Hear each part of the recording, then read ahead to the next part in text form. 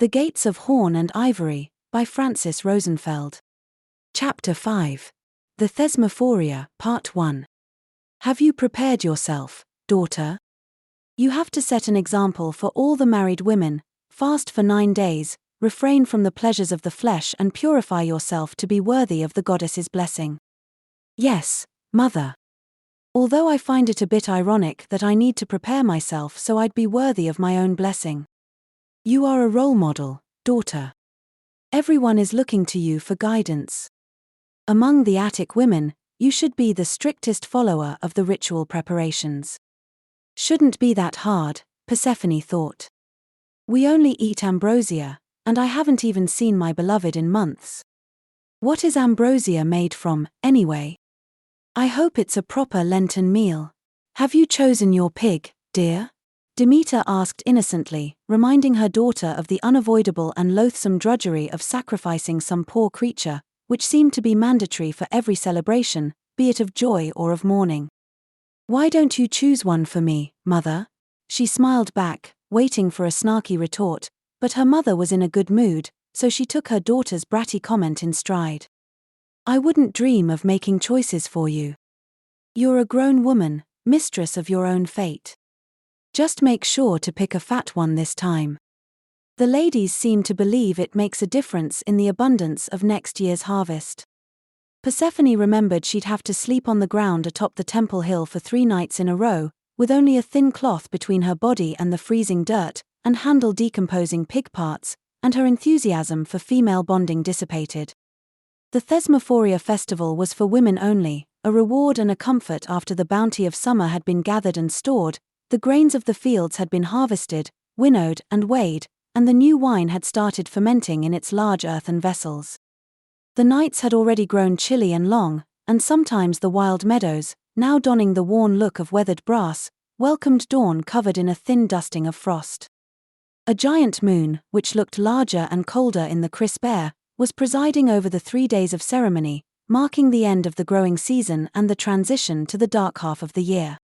The unspoken understanding, which the women didn't share with her mother, out of respect, was this was also a joyful going-away party for Persephone, offering her a few days of carefree, disinhibited and very outspoken celebration, soaked in spirits and mind-altering substances, before she set on the dark path behind Hecate to rejoin her beloved in the underworld.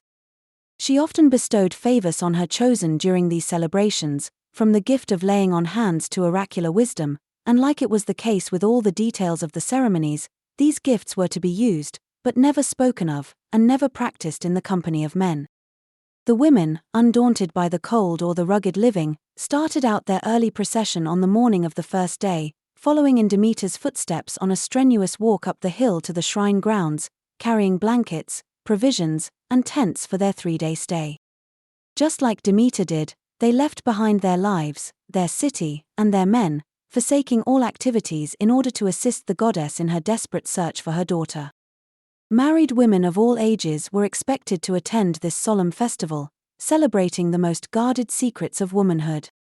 It was a duty and a privilege, endorsed by the unwritten rules of their society, and as such, having the power of law over all its citizens, regardless of their gender. Rich aristocrats and women of humble birth, young wives and old matrons, became equals for the duration of the festivities, sharing in the labor of preparations, digging the ritual pits, and enduring the hardships of outdoor living. They had all fasted and forsaken their marital beds for 9 days to be made worthy to attend Demeter's mourning, and they always kept the details of their gatherings to themselves, as they were not fit to fall on male ears. 2 of the most respected women in the community were chosen to set up camp, direct the preparation and distribution of the food and decide the schedule of activities. They led the group of women in a quiet procession, carrying torches up the hill to the temple to undergo purification rituals, to make themselves worthy of the favor of their goddess. A few women, the ones who drew the short lots, remained behind to dig and prepare the Megara pits for the offerings of sacrificial pigs, which, Persephone shuddered in horror, were neither eaten nor burned, but left to rot for days and then ripped apart and shared among the women to bury in their fields, as part of a fertility ritual. The symbolism of this gruesome slaughter didn't escape the harvest goddess, who knew her mother all too well and didn't forget the latter wasn't all that fond of the menfolk, considering the reason for the festival. Demeter seemed to have gone all out on this particular ritual, requesting that the decomposing pig carcasses be stuffed with pomegranate seeds before getting ripped apart and buried in the fields. Just saying, the symbolism of this feat was not that abstruse. She hoped the commandment to maintain absolute silence regarding the details of the festival was strictly obeyed, and her dear Hades, just like the other husbands, would never learn what was going on during these days of womanly bonding, for his own good.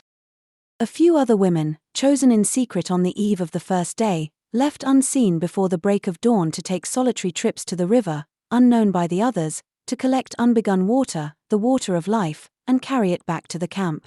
They had to take a different path upon returning, and be careful not to be seen. Skilled bakers kneaded their breads on warm stones, to help them proof and rise, and then placed them directly into the fire, on slate slabs covered with burned earthen pots. They buried the pots in hot embers, so the breads would bake evenly. In cauldrons hanging over the campfires, various stews of root vegetables and barley were boiling, a delight and a comfort for the women after a hard day's labor, served hot to soften the sting of the frigid night. Persephone watched in silent bemusement this reenactment of her alleged abduction, mourning, and recovery, which, if memory served, didn't happen exactly the way it was described, relieved to have a day of quiet reflection after the never-ending stream of harvest celebrations, all of which involved boundless amounts of food, wine, loudness, and questionable behavior. By sunset the tents had been pitched, and the food laid out for the communal meal, all warm and comforting, but with no meat, no hot spices, and no libations to stir the senses, served in silence, as it was fit for a wake. They were expected to sleep on the ground, with nothing to stave off its chill than a thin cloth, and a stone for a pillow. Many had been known to receive premonitory dreams and visions during these cold nights of sleeping outdoors, visions which they were required by tradition to share with no one. Persephone had mixed feelings about attending her own wake while still very much alive, immortal, in fact, and wondered what exactly did her mother do during that search for her to entice the entire world to don mourning attire.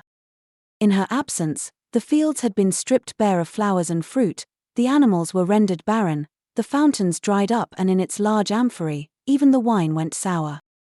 Fires, floods, droughts, locusts, they all conveyed a singular message: don't mess with Demeter, and judging by her daughter's presence here, it worked exactly as intended. As a consequence of that, the latter was now attending her own ritual wake, dressed in mourning garments just like the rest of the women, and eating her light meal of grains, vegetables, and dried fruit in silence. In large cauldrons, hard winter wheat, washed in 7 unbegun waters, had been boiling for hours, until it turned soft and chewy, and shed its hard shell. During all this time it was stirred, and whispered incantations and blessings, so that its aromatic steam would rise to the sky and feed the spirits. They were making koliva, the traditional food of the dead. When it cooled down, the women kneaded it into a homogeneous paste and mixed it with honey, raisins, almonds, walnuts, and delicious spices.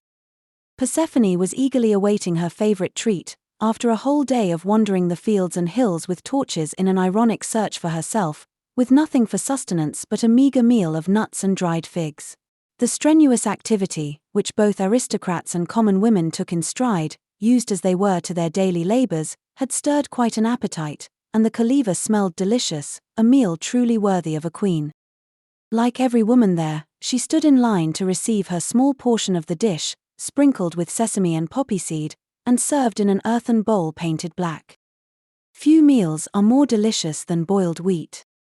It is the perfect food, and it had nourished and helped civilizations thrive since the dawn of time. The hearty meal, sweetened with honey and helped along by the poppy seeds, made her drowsy, and she fell into a deep sleep meant to restore her strength and get her ready for the second day of the feast.